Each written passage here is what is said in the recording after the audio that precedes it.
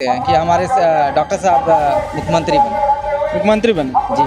योगी जी कहाँ जाएंगे तो? योगी जी अब उनका जगह है जहाँ पे वो जाएंगे। हम जहाँ डॉक्टर संजय निषाद जी कहेंगे वही वोट पड़ेगा। मछुआ समुदाय जिधर जाएगा सरकार उसी की बननी है। ये भाजपा को तय करना है कि निषाद पार्टी के साथ रहना है कि नहीं रहना है। अगर आरक्षण नहीं हल करेगी सब भारतीय जनता पार्टी तो उनको हम लोग कुएं में गिराने का काम करेंगे 2022 में। अब तो हम लोग उनके साथ हैं। साथ में हैं भी और चुनौती भी दे रहे हैं। हाँ, चुनौती भी दे रहे हैं। ये रैली इसीलिए हुई है सर यहाँ, मतलब स्थिति डामाडोल है, कुछ परमानेंट साथ नहीं है। कांग्रेस की बात है तो इससे पहले जो इलेक्शन हुआ था उसमें हम भी कांग्रेसी हैं। अभी हमने जिला सचिव का पद छोड़ के निषाद पार्टी ज्वाइन की है। हमारे पीछे देख सकते हैं कि निषाद पार्टी के कार्यकर्ता मौजूद हैं।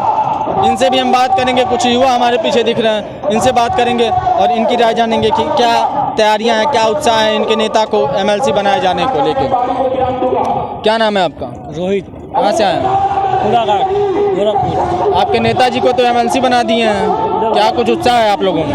बहुत उत्साह है, हमारा दिल एकदम भरपूर भरा हुआ है। हमारे नेता हमेशा हमारे दिल में है, हमेशा रहेंगे। क्या काम करते हैं? निषाद राज हम वर्कर हैं सर। आपके नेताजी क्या काम करते हैं? हमारे नेताजी बहुत बड़ा काम कर रहे हैं।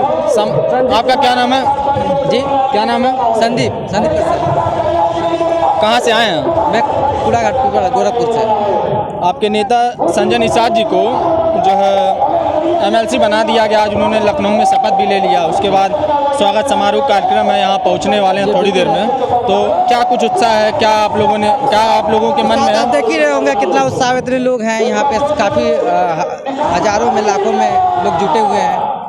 तो आप लोग यहाँ आए हैं, किसी ने बुलाया है कि अपने मन से सब लोग आए? अपनी मर्जी से सभी लोग आए हैं। सभी लोग अपनी मर्जी से आए हुए हैं और अपने स्वागत के लिए आए हैं। सभी लोग नेताजी का जो है एमएलसी हुए हैं। बीते समय में जो है आपके नेताजी डॉक्टर संजय निषाद जी जो है भाजपा से नाखुश भी चल रहे थे।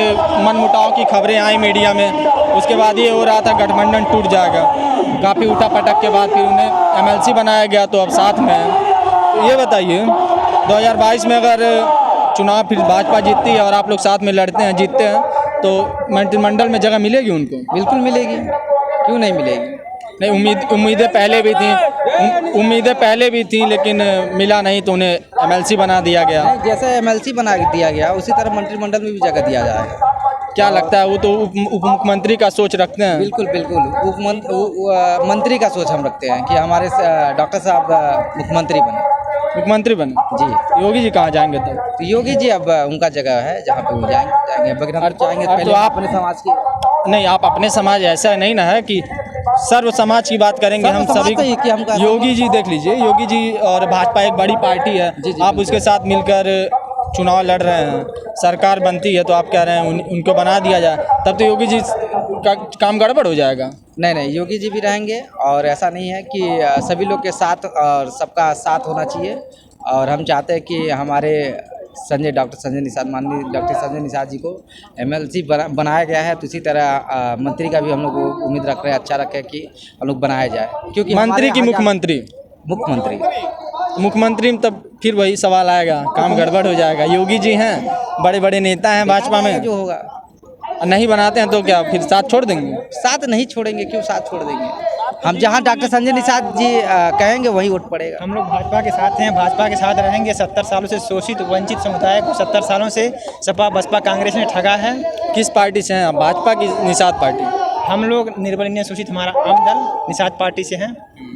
तो 70 साल से वंचित समुदाय को सपा बसपा कांग्रेस ने खाली मछुआ समुदाय को वोट बैंक समझा है। हम भाजपा के समर्थन में हैं, भाजपा के साथ हैं। भाजपा से बड़ी उम्मीदें हैं, जो हमारे सामाजिक मुद्दे हैं वो हल करेंगी और हम उनकी 2022 में सरकार बनाएंगे। और हम चाहते हैं कि हमारे डॉक्टर साहब उप मुख्यमंत्री बने। देखिए ये इच्छा डॉक्टर साहब ने पहले भी जाहिर कर चुकी है, लेकिन उन्हें बनाया नहीं गया। फिर हम कह सकते हैं एक लॉलीपॉप की तरह उन्हें एमएलसी बना दिया गया। अंत में चुनाव नज़दीक है कि साथ ना छोड़ें, एमएलसी बना दिया गया। तो क्या पता फिर चुनाव जीत जाए, फिर वादे से मुकर जाए, लोग ना बनाए। 160 सीटें मछुआ बाहुल हैं। सपा बसपा कांग्रेस भाजपा सबको पता है कि मछुआ समुदाय जिधर जाएगा सरकार उसी की बननी है। ये भाजपा को तय करना है कि निषाद पार्टी के साथ रहना है कि नहीं रहना है। अगर 160 कितनी सीटें आप लोग को मिल रही हैं? अभी सीटें तो ये हमारे डॉक्टर साहब कंफर्म करेंगे कितना मिलना है कितना नहीं मिलना है, लेकिन 160 सीटें मछुआ बाहुल हैं, जिसमें से 70 सीटें ऐसी हैं जिसमें 70,000 से 1 लाख वोटें हैं जो मछुआ समुदाय हराने और जिताने का काम करते हैं। तो ऐसे में सबको पता है कि अभी की जो योगी जी की सरकार है भाजपा की, तो वो क्या काम करती है आपके समाज के लिए, और क्या कुछ ऐसा है जो साथ में लेके चल रहे हैं? साथ में लेके चल तो रहे हैं, लेकिन क्या आप लोग योगी जी के काम से खुश हैं मुख्यमंत्री के रूप में? हम मुख्यमंत्री योगी जी से चाहते हैं कि वो हमारे सामाजिक मुद्दे, जब मुख्यमंत्री नहीं थे वो सांसद थे तभी भी वो रोड से लेकर के सदन तक उन्होंने मछुआ समुदाय का आरक्षण की बात उठाते रहे हैं। और हमें भाजपा से उम्मीद है, मुख्यमंत्री योगी जी से उम्मीद है कि वो हमारे सामाजिक मुद्दे हल करेंगे। नदी, ताल, घाट, पोखरे जो भी हैं इनके आजीविका के लिए वो सारे काम करेंगे। कुछ और लोगों से बात करेंगे। क्या नाम है सर आपका? मेरा नाम राहुल साहनी है। कहाँ से आए हैं आप? मैं मोहद्दीपुर से आया हूँ।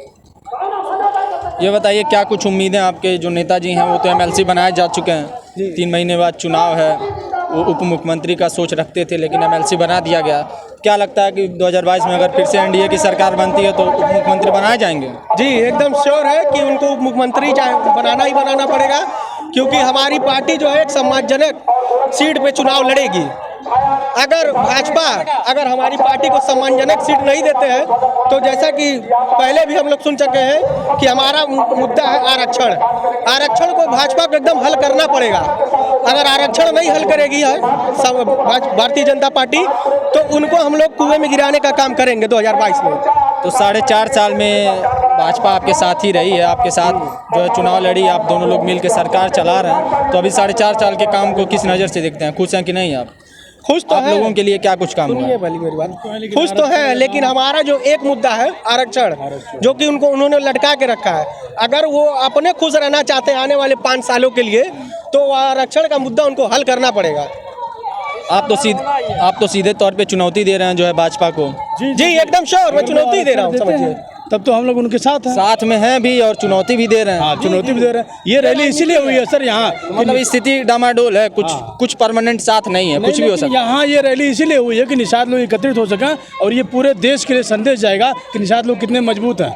अब हमारा पॉलिटिकल गार्ड आ गए हैं वो डॉक्टर संजय निषाद जी, और हम लोग बहुत मजबूती से उभर के आएंगे। कहीं ना कहीं देखा जाए, अगर उनका फायदा है तो कहीं ना कहीं आपका भी फायदा है साथ में चुनाव लड़ने से।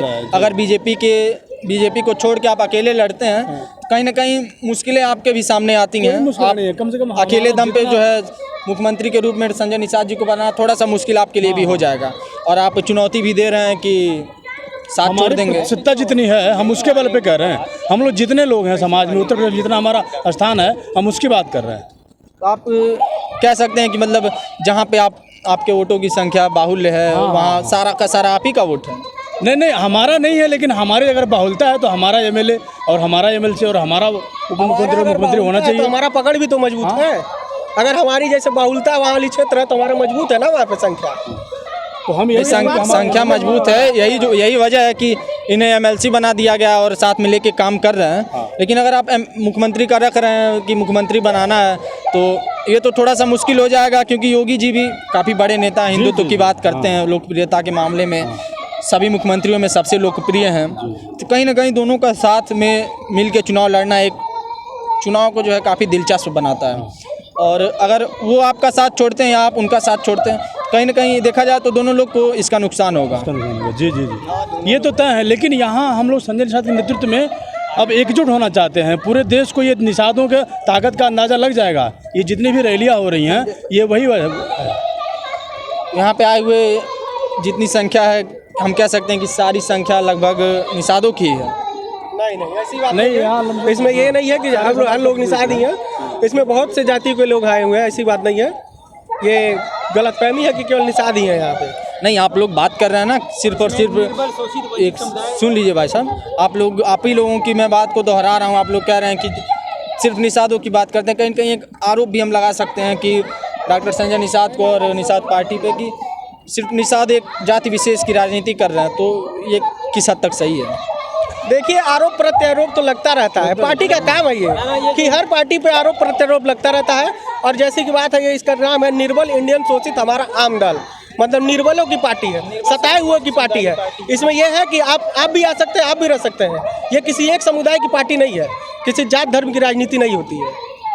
आप ही लोगों के एक साथी थे ओम प्रकाश राजभर, जो कि बीते सरकार जब बनी थी तो उसमें मंत्री थे भाजपा के साथ, उन्होंने सरकार में समय भी बिताया और डॉक्टर संजय निषाद के साथ भी उन्होंने काम किया। फिर एक ऐसा दौर आता है जब वो साथ छोड़ते हैं और एक अलग रास्ता अपनाते हैं। अब उन्होंने हाल ही में सपा का दामन थाम लिया, सपा के साथ गठबंधन कर लिया। आज यहाँ आपकी रैली हो रही है मऊ में, आज ही के दिन अखिलेश यादव और ओम प्रकाश राजभर की काफ़ी भव्य रैली हो रही है। वहाँ हम देख सकते हैं लाखों की संख्या में भीड़ है। तो विपक्ष को और समाजवादी पार्टी और ओम प्रकाश राजभर क्या आप लोगों को किस हद तक टक्कर दे पाएंगे? जी थोड़ा बहुत तो टक्कर देंगे ही राजभर जी, ऐसी बात नहीं है कि टक्कर नहीं देंगे, टक्कर तो देंगे वो भी। ये जहाँ इस मैदान में रैली हो रही है, जो है आप ही के एक नेता हैं मुकेश साहनी, उन्हें सन ऑफ मल्लाह कहा जाता है, वो भी जो है बिहार से उत्तर प्रदेश के तरफ रुख मोड़ चुके हैं और चुनावी रैलियाँ शुरू कर दी हैं। हमारी जानकारी के अनुसार कल इसी मैदान में उनकी भी रैली होनी है।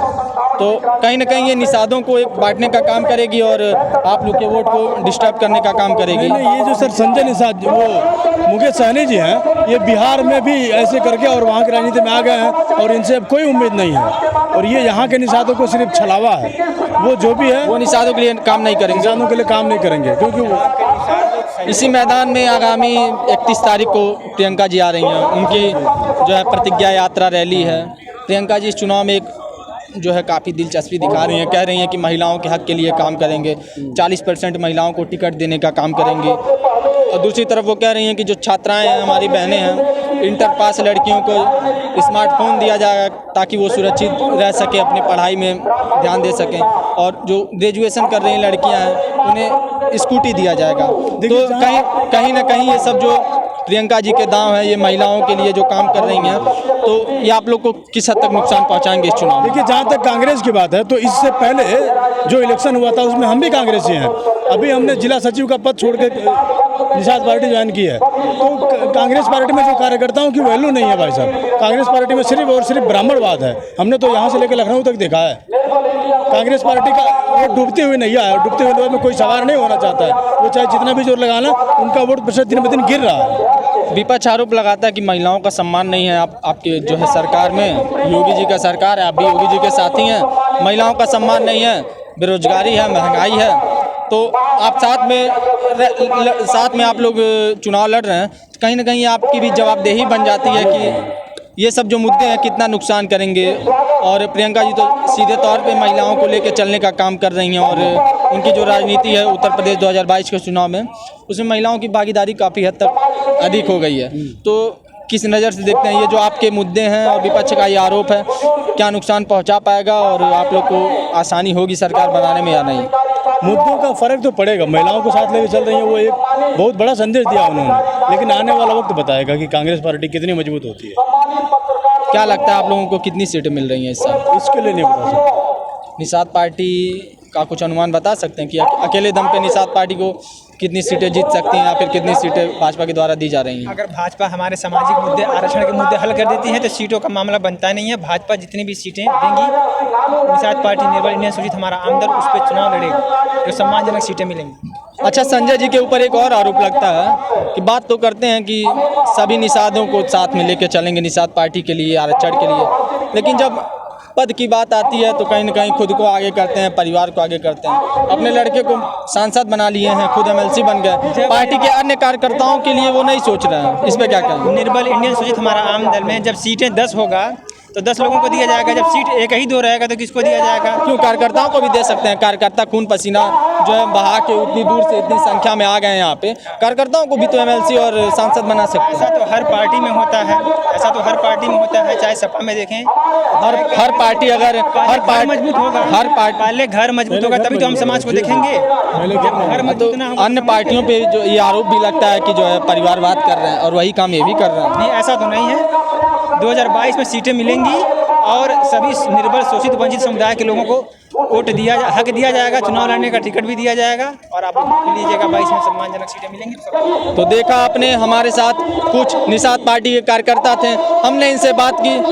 इनके अंदर काफ़ी उत्साह दिख रहा है और डॉक्टर संजय निषाद के आने को लेकर काफ़ी उत्साहित कार्यकर्ता हैं। बता रहे हैं कि आगामी 2022 में ये संजय निषाद को उप मुख्यमंत्री बनाना चाहते हैं और भाजपा के साथ मिलकर सरकार बनाना चाहते हैं। लेकिन क्या होता है ये तो देखना दिलचस्प होगा आगामी वक्त में। चुनाव के नतीजे बताएंगे कि किसकी सरकार आ रही है और विपक्ष की क्या स्थिति हो रही है और इनकी क्या स्थिति रह रही है। कैमरामैन सुमित के साथ मैं वैभव सिंह, उत्कर्ष पत्रिका।